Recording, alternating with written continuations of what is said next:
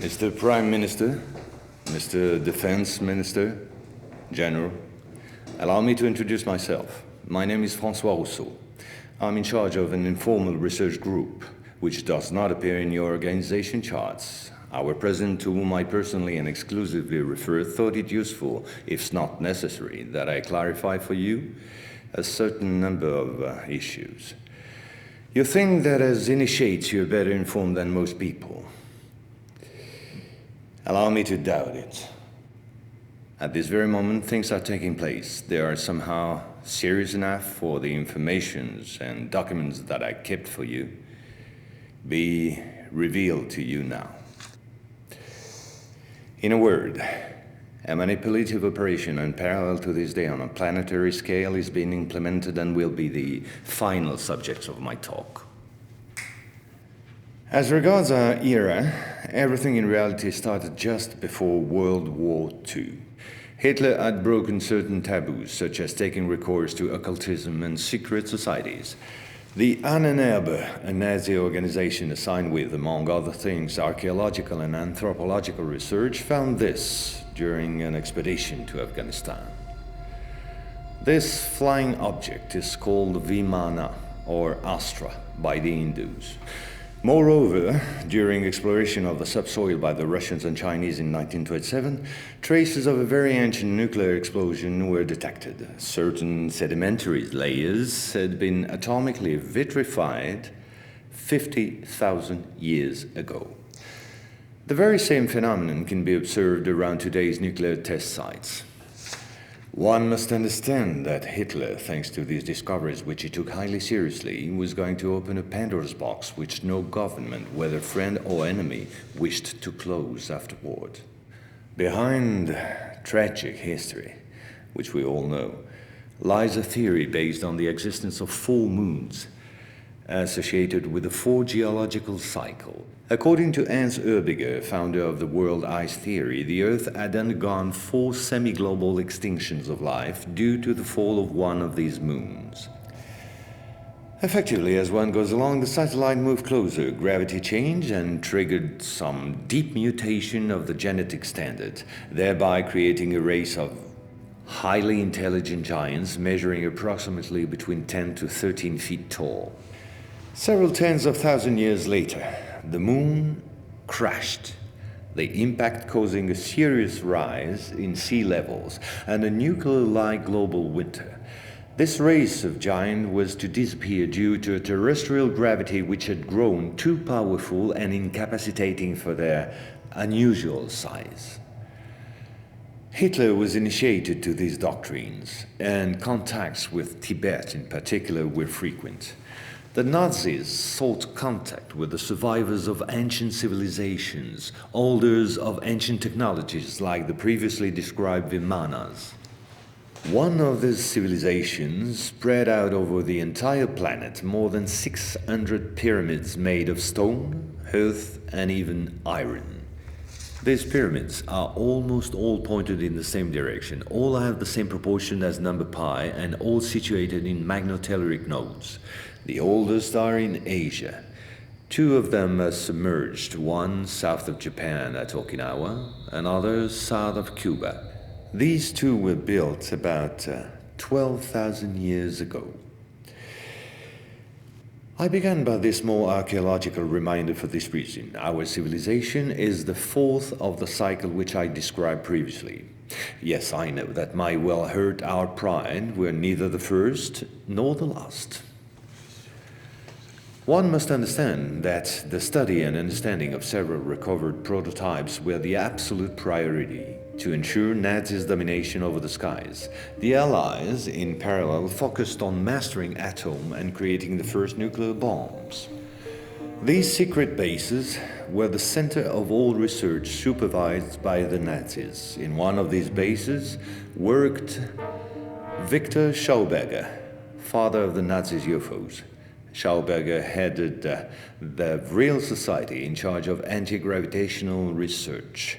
He died in 1958 in Texas, while working under protection of the United States on the improvement of his own flying saucers, which have since become American. You will quickly understand that 70% of unexplained aerial phenomena are human in origin and in no way extraterrestrial. Once World War II was over and Nazi technology had been systematically plundered by both Americans and Russians, the first challenge was to carry on and even complete the Nazis' research in great secrecy. The program, called Project Rainbow, especially known for the Philadelphia experiment, was the immediate proof. Mathematician von Neumann, who collaborated with Albert Einstein and Nikola Tesla on behalf of the Navy, succeeded in accidentally teleporting a Cannon-class destroyer escort, the USS Eldridge. These photos, supplied by Morris K. Jessup before his suspicious death, are rare testimonies for this unique experiment.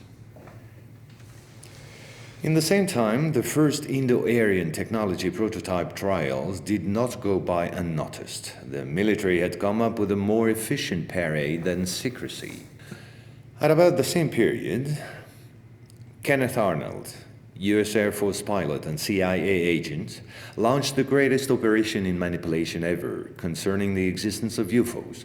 Making people believe they didn't exist was not the right solution and clearly insufficient. Discrediting enemies and frightening the population by systematic misinformation proved far more efficient.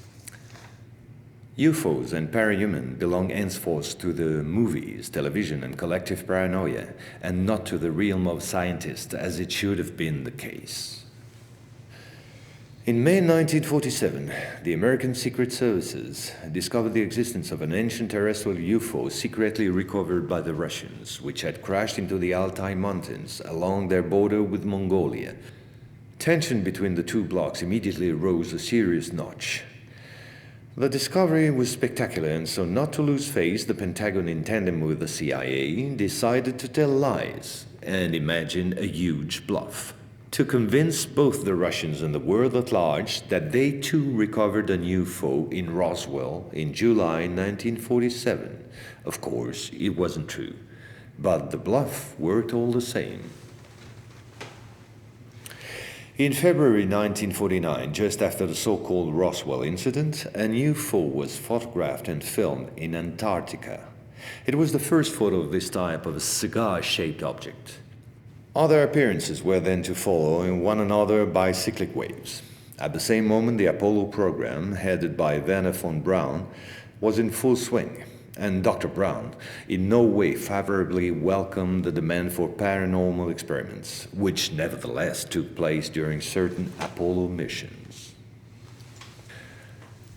This is the last known experiment on psychic and telepathic amplification, as well as detection of positron particles emitted by the Yogi towards the Apollo capsule. But these tests were all eclipsed by the systematic appearance of unidentified objects around orbital flights and the discovery of traces of civilization on the moon.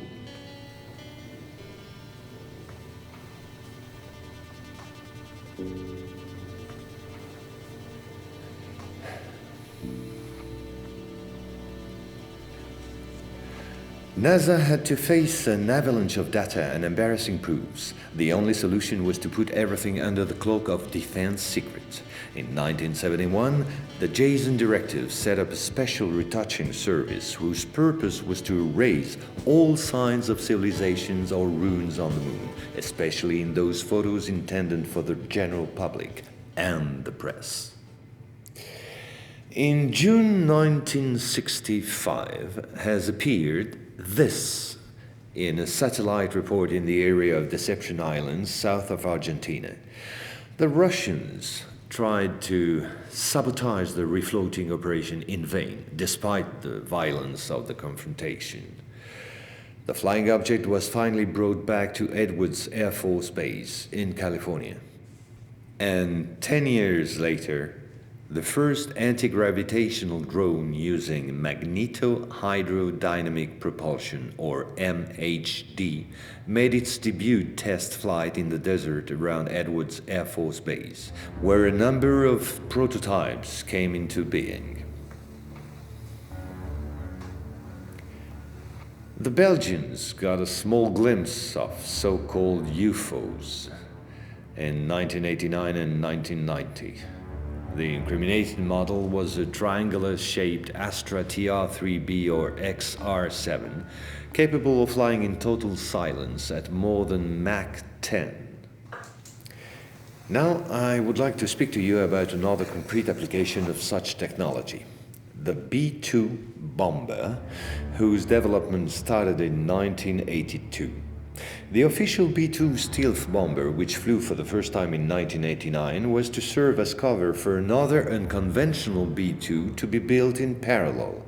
This top-secret model used, among other things, a plasma creation system, exploiting the airflow like an MHD generator. This system produces ionization of the air around the B-2, thereby suppressing air resistance while ensuring total invisibility for any type of radar.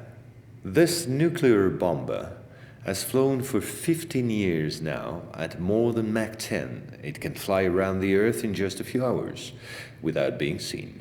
Naturally, such military research was to give rise to many commercial spin-offs. Over the last 10 years, we've seen the appearance of dozens of non-lethal armaments like E-bombs or electromagnetic bombs, as well as, of course, microwave weapons and powerful lasers.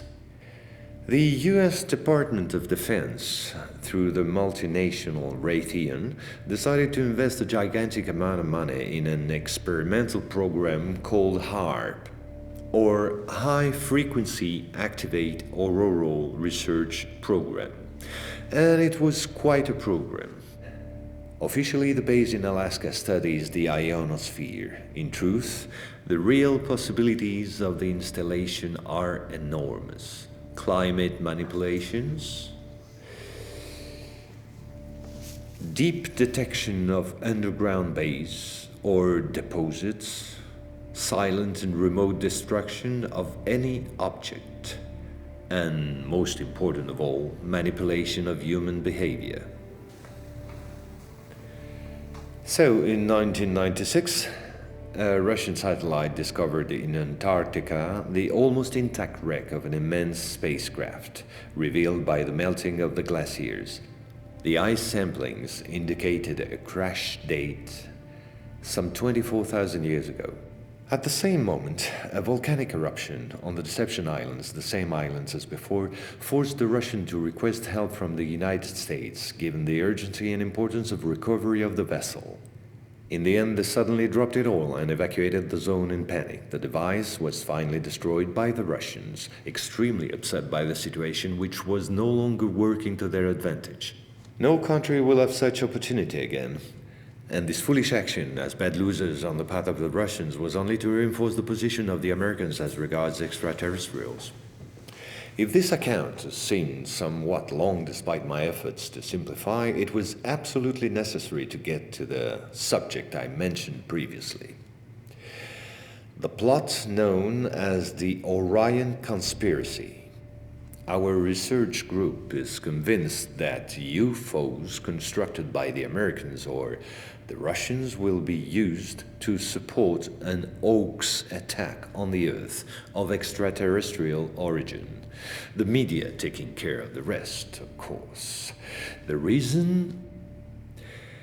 Once the threat of international terrorism has dissipated, the war economies of the major powers, with the United States at the head of the pack, will need a new enemy in order to still prosper. War on Earth will be replaced by space war against an enemy from beyond. So then, gentlemen, I thank you. A complete report will be handed to you at the exit. As for me, I'll see you again soon for a second update on a quite different subject.